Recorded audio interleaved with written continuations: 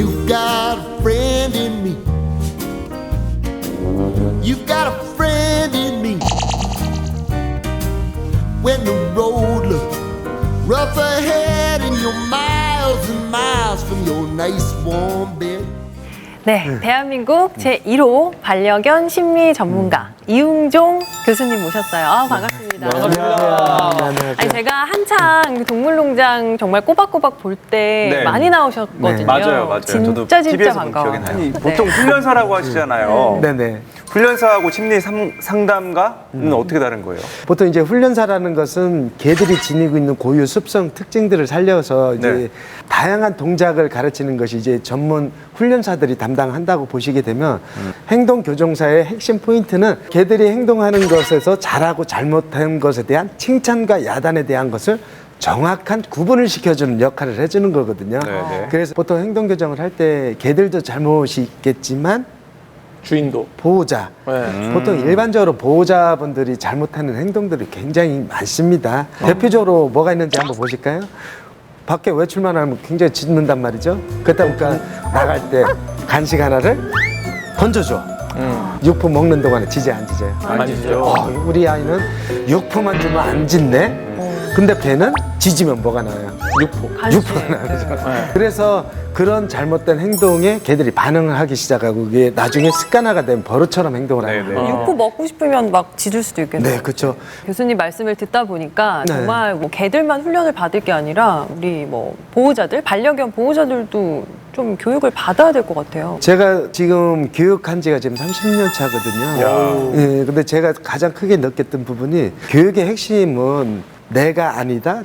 개를 교육시키는 전문가가 아니고 보호자를 잘 교육을 시키면 우리 아이들이 굉장히 말을 잘 듣더라. 그걸 네, 깨우치다 보니까 보호자 교육이 그만치 중요한 것을 알게 된 거죠. 대학에서 강의하고 계시잖아요. 네네. 그런 거 관련해서 네, 지금 저희가 이제 학교에서 가르치는 것이 보통 행동 심리학이라고 해서요. 개들의 행동, 기본적인 행동, 네. 그다음에 훈련화, 그다음에 이제 동물 매개 치료, 그다음에 이제 보호자 교육. 요즘 이제 가장 이슈가 돼 있는 것이 이제 패티케 예절 교육이잖아요. 네, 네. 이런 교육을 체계적으로 이제 배우는 것이 이제 학교에서부터 시작이 되고 있습니다.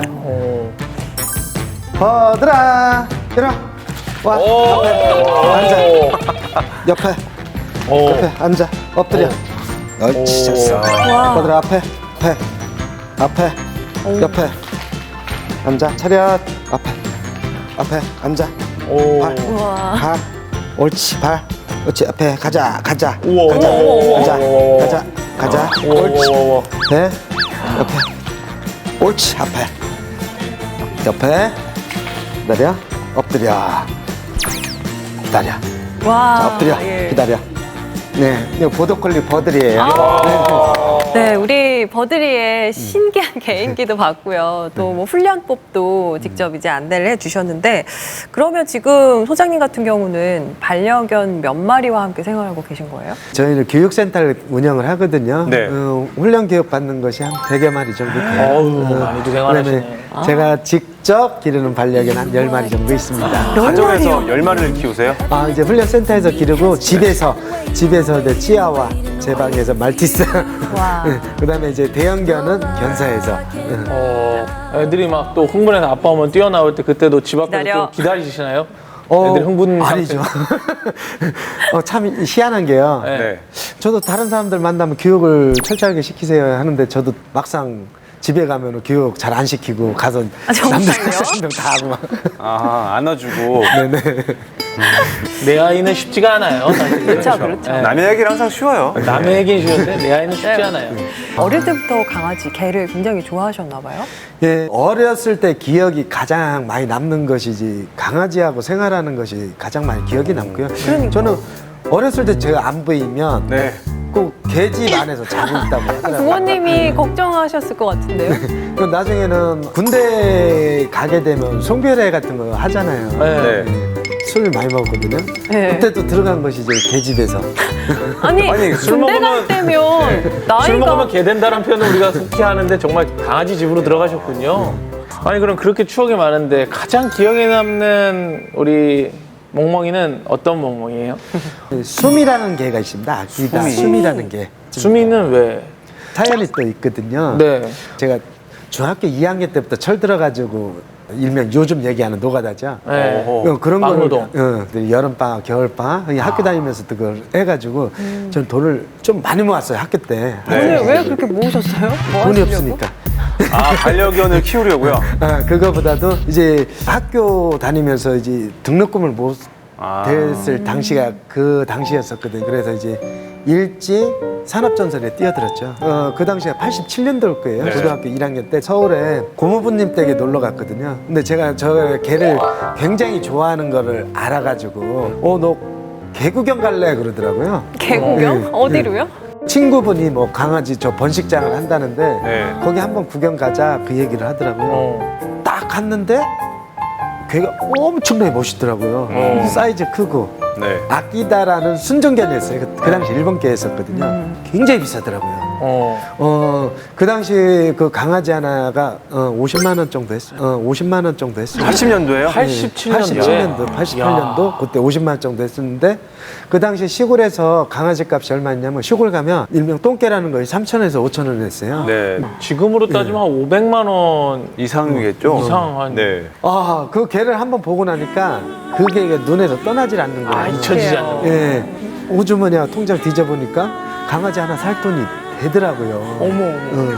그래서 그 돈 갖고서 쫓아가십니다. 그래서 그거를 박스에 싣고 기차 태워가지고 천안까지 와서 천안에서 또 시내버스 타고 시골집까지 왔죠. 예전에 뭐 사료나 이런 것도 없었을 당시거든요. 강아지 이제 사료를 죽 써가지고 굉장히 잘 키웠죠. 애지중지 키우셨네요. 정말 잘 키웠는데 또 어떻게 시집 갈 때가 되잖아요. 시집 보내서 와서 새끼를 한 11마리 낳았는데 엄청 많이. 한 마리 죽고 10마리를 키웠죠. 이 아이를 분양을 하면 저는 이제 돈을 떼돈 벌겠네요. 벌었죠. 네. 떼돈 번다고 생각하고 굉장히 좋아했거든요.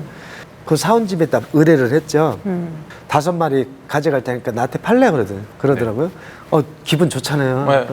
근데 나중에 딱 오더니 그 개는 한 마리 10만 원씩 5마리 50만 원을 가져간대요. 야. 그건 너무한다. 그러니까 어린 마음에 상처가 굉장히 컸습니다. 그 당시에. 네. 나는 전문가가 아니기 때문에 유명하지도 않고 챔피언도 아니고 네. 이것을 아무나 할 수 있는 것은 아니겠다. 결국 접게 됐죠. 이제 잠시 잊었다가 번식의 꿈을 잠시 접었다가 군대 가고 나니 군견을 만나고 군견이 그 훈련하는 교육하는 모습을 보니 군견 멋지잖아요. 네. 그럼 그때부터 군견을 만나서 훈련사의 길로 가시게 되신 거예요? 그렇죠. 군견 보고 나서 다시 이 직업을 해야 되겠다는 생각이 이제 군대에서 다시 생각이 난 거죠. 군견 덕분에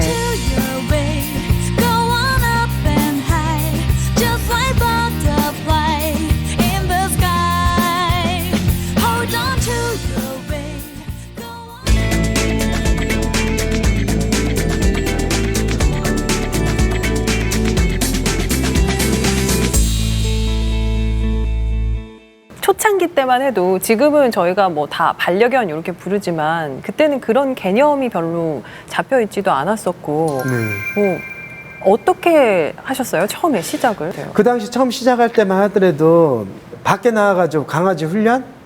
교육을 시킨다? 뭐 상상도 못했어요. 못했을 당시거든요. 그 개에 대한 인식도 없었을 당시고요. 저는 처음 시작했을 때는 강아지 이거 해서 뭐 돈 번다 그거보다도요. 이 기술을 배우면 내가 좋아하는 거고 기술을 배우면 언젠간 좋아지겠지라는 그런 확신이 있었어요. 90년대 그 생각을 하셨어요. 우와. 일반인들에게도 훈련법을 좀 공개하시고 좀 친근하게 다가가신 게 우리 소장님 맞으신 거죠? 맞아요. 예, 저는 욕심이 굉장히 많습니다. 욕심이 굉장히 많아가지고요. 늘 생각하는 것이 그 아끼다 길렀던 그 당시 그 사장님이죠. 그분이 얘기했던 것이 있어요. 첫 번째 전문가가 되라. 두 번째 전문 견사가 되라. 세 번째 유명해져라 였었거든요. 그걸 늘 기억을 했어요. 다 이루셨네요, 지금. 네. 그래서 훈련 교육을 받을 때에도 나는 최대한 짧은 시간 안에 유명해져야지. 유명해지기 위해서는 무엇을 해야 될까? 결국은 훈련 교육을 열심히 시켜야 되거든요. 훈련 다양한 게 훈련 교육을 열심히 시켜서 그 당시에 했을 때 내가 전문가로 평가받는 것은 뭐였냐면 그 훈련 경기대에 나가서 입상을 다 쓸어요. 그 다음에 어떻게 도구쇼에 가서 입상을 다 쓸어.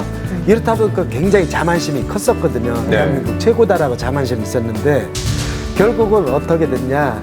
훈련 시범을 전국적으로 다니고 방송에도 출연하고 이거 하면서 되게 유명했던 개가 있었는데 그 개를 퇴소를 시켰어요. 이제 원주인한테 갔죠. 네. 원주인한테 갔는데 그 개가 말을 듣지 않습니다. 왜요? 제 말은 정말 잘 들어요. 그래서 어느 날 저를 부르더라고요. 왜 이 넌 개가 대회에 나가고 입상한 개가 왜 안 들어? 그렇죠. 굉장히 의아했죠. 그래서 보는 데서 제가 훈련 시범을 싹 보였는데 결국은 껄껄껄 웃으시면서 한마디 딱 던지더라고요. 이게 네가 키울 거야? 내가 키울 거야? 내 말은 듣지 않는데 이게 훈련이 잘 된 게냐? 맞지. 그쵸. 그렇네요. 예, 그분 이야기를 듣는 순간 이게 뭐가 잘못됐을까? 네네. 결국은 내가 가지고 있는 기술들을 나만 하는 것이 바른 교육이 아니다라는 걸 이제 깨우치게 됐죠. 그래서 공개를 하셨던 거군요. 예. 그래서 이제 이거는 아니다. 그래서 이제 훈련 교육 프로그램 자체를 전부 한번 다 바꿔보자라고 제가 생각을 했습니다. 미국도 갔다 오고 일본도 갔다 와서 거기서 배웠던 교육. 그 외국 선진국에서 가서 배우다 보니까 거기서는 이미 교육을 시키는데 누구를 교육을 시켰냐면 보호자가 자기 개를 직접 교육을 시키더라고요. 그 당시 한 20여 년 전이죠. 네네. 직접 교육을 시키고 전문가는 거기서 케어만 해주더라고요. 그래서 나도 교육 프로그램 바꿔야 되겠다. 바꾸지 않으면 안 되겠다 싶어가지고요. 도전해보자 해가지고 제가 제일 먼저 한 것이 이제 훈련소 교육 프로그램 아예 바꿔버린 거죠.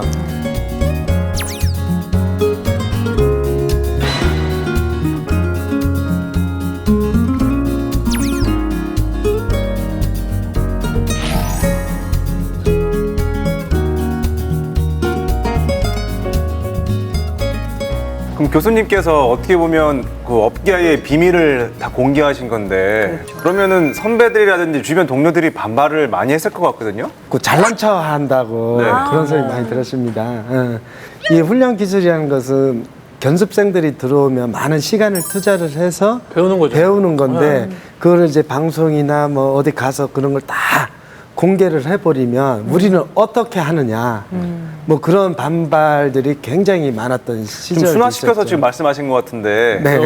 솔직하게 어떤 말까지 들어보셨어요? 협박도 듣고. 그러니까요, 야, 너 혼자 잘난 거 아니니? 네. 너 잘난 거 없었는데 그 당시 잘난 거 없었는데 왜 혼자 잘난 척 하느냐? 그리고 너만 하느냐? 너만 하냐? 너만 기술자냐? 뭐 그런 얘기들도 굉장히들 많았었죠. 그런 분들이 지금은 뭐라고 하세요? 지금 굉장히 좋아하죠. 오히려. 네, 굉장히 좋아들 하시고요. 야, 네가 잘했다 막 이렇게 말씀하세요. 네, 제가 이런 얘기도 했었거든요.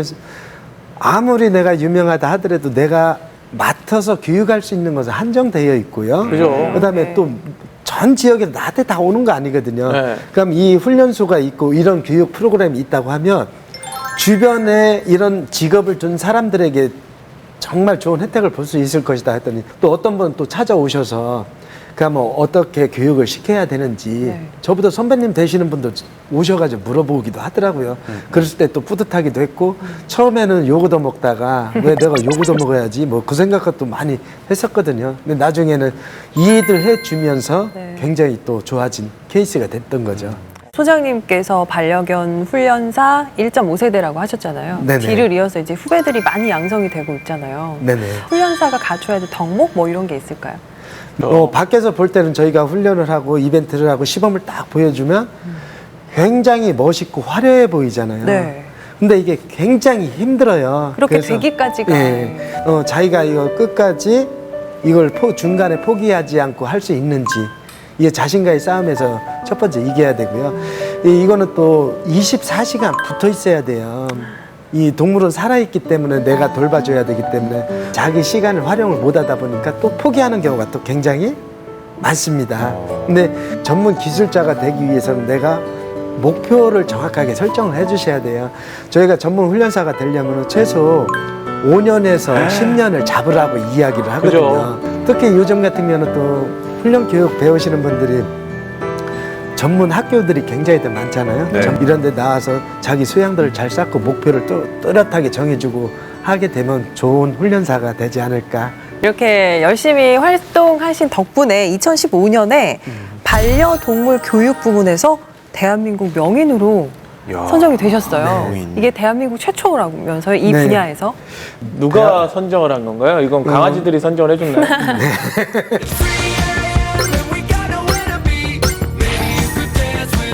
대한 명인회라고 있는데 그 명인회에서 이제 연락이 왔는데 2015년도 그때만 하더라도 독보적인 존재였었기 때문에 제가 그때 선정이 되지 않았나.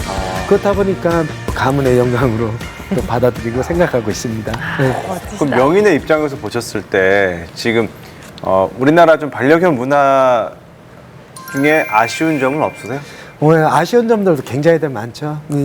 요즘 뭐 개 물림 사고 뭐 이런 것들이 계속 나오는 이유가 네네. 반려동물 시장은 커졌지만 준비가 없었던 거죠. 어떤 문화로 성장하고 성숙해지려고 하면 개개인 하나가 어떤 반려 문화에 대한 것은 나 먼저 스스로가 지키는 문화가 돼야 되는데 나 하나쯤 괜찮아, 나는 괜찮을 거야. 이것이 하나 둘 셋 많은 사람들이 아직까지는 괜찮다고 생각하고 지키지 않기 때문에 그런 걸 보통 이제 패트캣이라고 많이 부르잖아요. 요새는 네네. 그런 이제 반려견을 키우는 분들이 지켜야 할 패트캣 이런 것들 좀 자세히 좀 알려주세요. 네, 패티캣에 대해서 그래서 제가 준비했습니다. 요즘은 다 목줄을 하고 다니는데 네네. 천차만별이에요. 보통 일반적으로 저희들이 교육을 시킬 때 니드줄 길이에 대해서 굉장히 중요시 여기거든요. 네. 요즘 들은 이게 법이 또 강화가 됐잖아요. 뭐 2m 이상 네. 농줄 사용하지 마세요라는 산책할 때 2m에 한정돼 있거든요. 보통 1.2m 니드줄을 가장 많이 사용을 합니다. 그다음에 이제 뭐 대형견들 같은 경우는 한 2m. 보통 사람들이 생각했을 때 1.2m, 2m 그러면 줄을 굉장히 짧게 생각하시는 분들이 굉장히 많거든요. 절대 그 줄 길이가 짧은 길이가 절대 아니에요.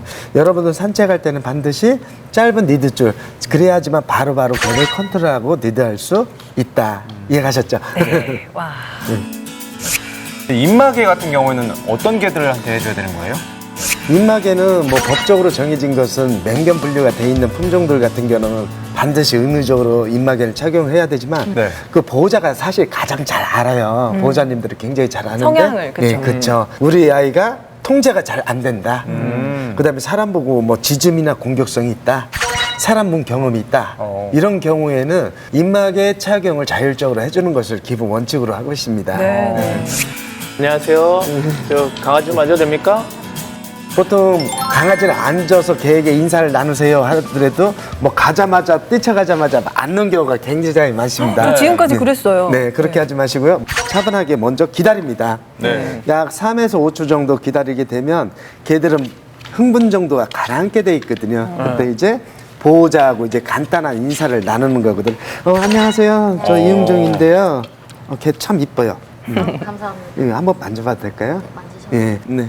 이렇게 만져봐도 돼요. 허락을 맡았으면 지그시 손등을 냄새를 맡게 해서 지그시 만지면서 이렇게 인사를 나누는 것이 가장 기본이에요. 나는 좋다고 해서 아이에게 확 다가가서 걔가 놀라면 트라우마가 생기면 그 다음부터는 사람에 대한 경계심은 굉장히 커지게 돼 있습니다. 굉장히 커지기 때문에 항상 걔를 배려하는 마음을 가지셔야 됩니다. 네. 항상 주변에 반려견이 있고 반려견들과 함께 하시는 것 같은데 네네. 그 이외에 일과 관련된 거 이외에 뭐 취미 있으세요? 아, 뭐하다. 네. 제가 올해 가장 큰 비중을 차지한 것이 저희가 둥글게 봉사단이 있습니다. 뭐예요? 둥글게 봉사단은 상처받은 유기견들을 저희가 다시 재교육을 해서 상처받은 사람들에게 치유 활동하는 동물 매개 치료 프로그램이거든요. 결국 취미도 또 반려견과 연관이 있네요. 그러네요. 네, 저희들이 활동하는 영역은 굉장히 방대합니다. 뭐 독거 어르신들도 계시고요. 네. 그다음에 장애인, 취약계층의 사람들, 그다음에 청소년, 예, 뭐 이런 데도 다니고 있고요. 그다음에 이거 사람만 하는 것이 아니라 저희 유기견 보호소도 하고요. 또 개 식용 금지. 그다음에 바른 산책 문화 만들 캠페인 이런 다양한 활동을 지금 현재 진행하고 있습니다.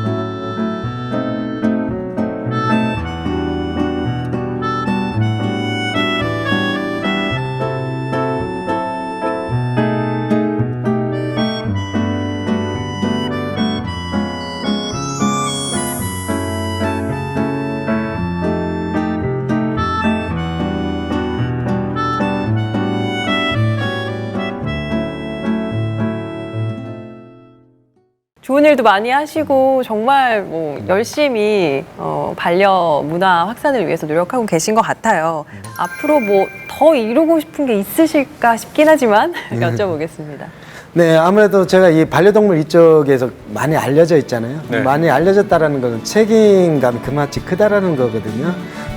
우리 반려 문화가 올바르게 성장할 수 있도록 그리고 또 많은 후배들이 또 저를 보고 또 따라 하시는 분들 굉장히 많거든요. 맞아요. 그분들에게 정말 바른 길잡이 역할이 할 수 있도록 최선을 다하겠습니다. 아, 멋지십니다. 슬슬 보내드려야 되는데 저희 담백의 마지막 공식 질문이 있죠. 그렇죠. 부탁드립니다. 오늘 수고한 버드리로 삼행시를 부탁드릴게요. 그래요? 아유, 개통령 드세요, 개통령? 개통령이요? 네. 해볼게요. 오, 네. 개. 개통령은 나다. 오, 통. 통. 통통하게 살이 쪘건 찌지 않았. 반려견이 있더라도. 네. 약간 억지 냄새가 나죠? 영. 령. 영. 아, 이건 어렵네. 아, 이건 어렵네. 영영 죽겠지. 안 되겠네요.